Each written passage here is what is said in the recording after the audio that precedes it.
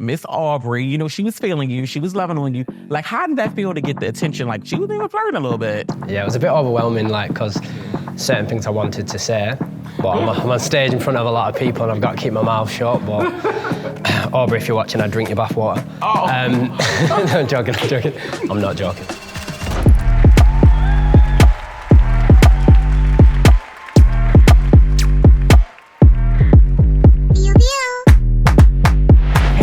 BIGO fam, it's the one and only Dre Baby, back again with a night of fun, love, and laughter with BIGO's Game Night with the one and only. How you doing, everyone? How you feeling, Voices1? I'm feeling okay, yeah. Bit nerve-wracking last night, but, you know. Well, you had a big, exciting night, but where are you originally from?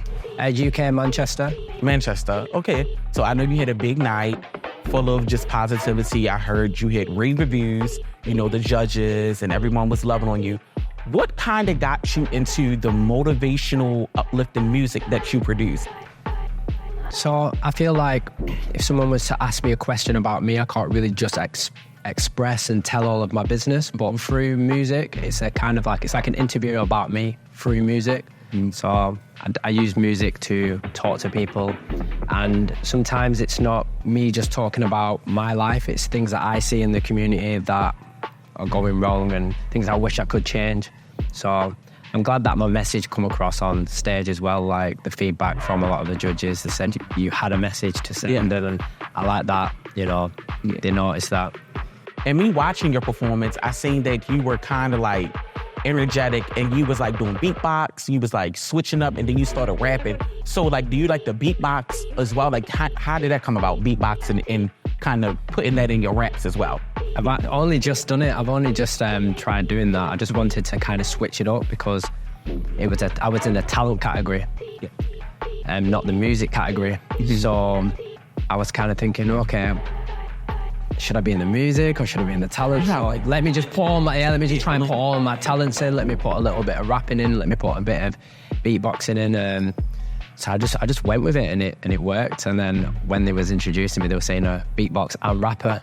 So now I'm thinking, I'm gonna have to do a beatbox or something as well. So. And you had a pretty exciting night though. You had like got a lot of good like feedback, especially from someone in particular.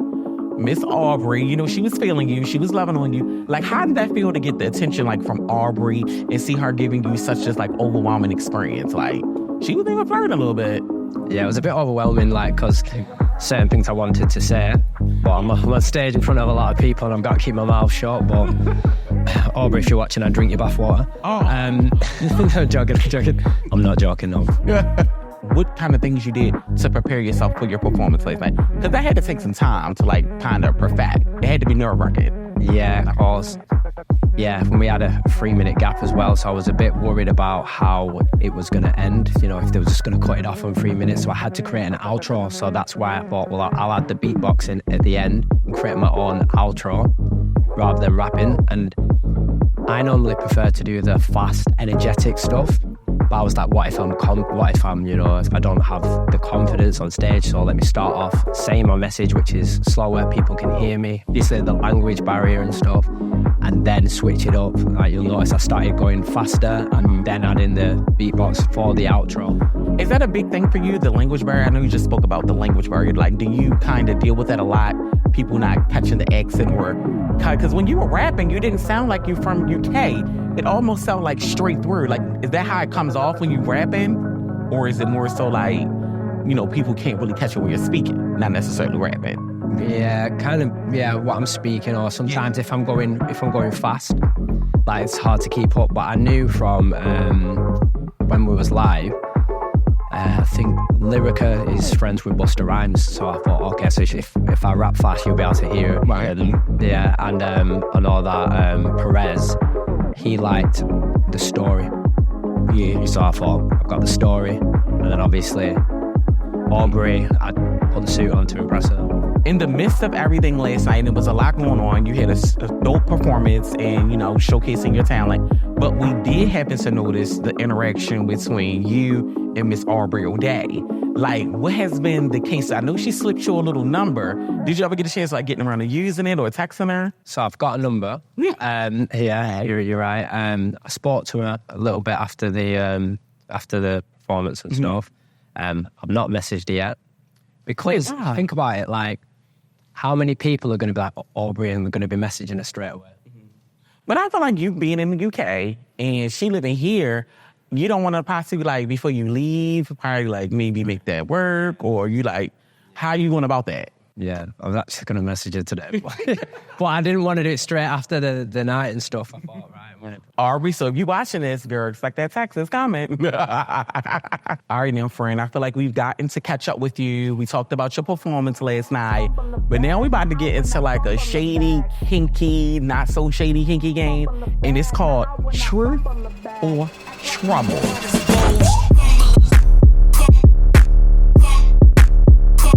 All right, I got 3 questions for you, okay? Not too much. What is your most romantic thing you've ever done in the bedroom?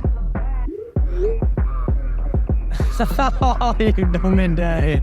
Sweating already. Okay.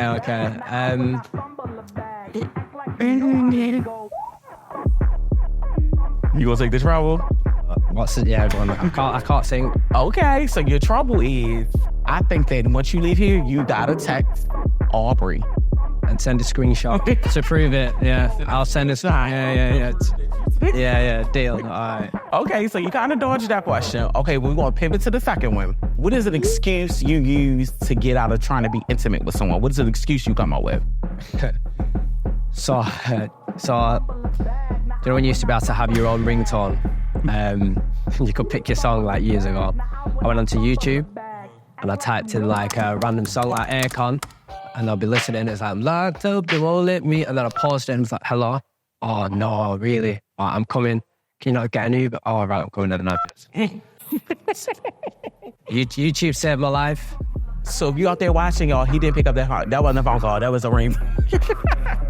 Okay. And last but not least, what's the most cringiest thing you think you've ever done in the bedroom? Like, what's the cringiest? Like, ugh. All right, so, do you know, really say this. All right, so like, do you know, like, so like, let's say someone's in the bedroom and you're kissing up the leg or something. I'm not just kissing, I'm sniffing. Like, I ain't trying to find no fishmongers. Like, I'm not. So like, well, it's so good catching up with you, friend. Good to see you. I know you got a long trip back to the UK. Okay, y'all, make sure y'all like, share, subscribe, and tune into BIGO Live USA.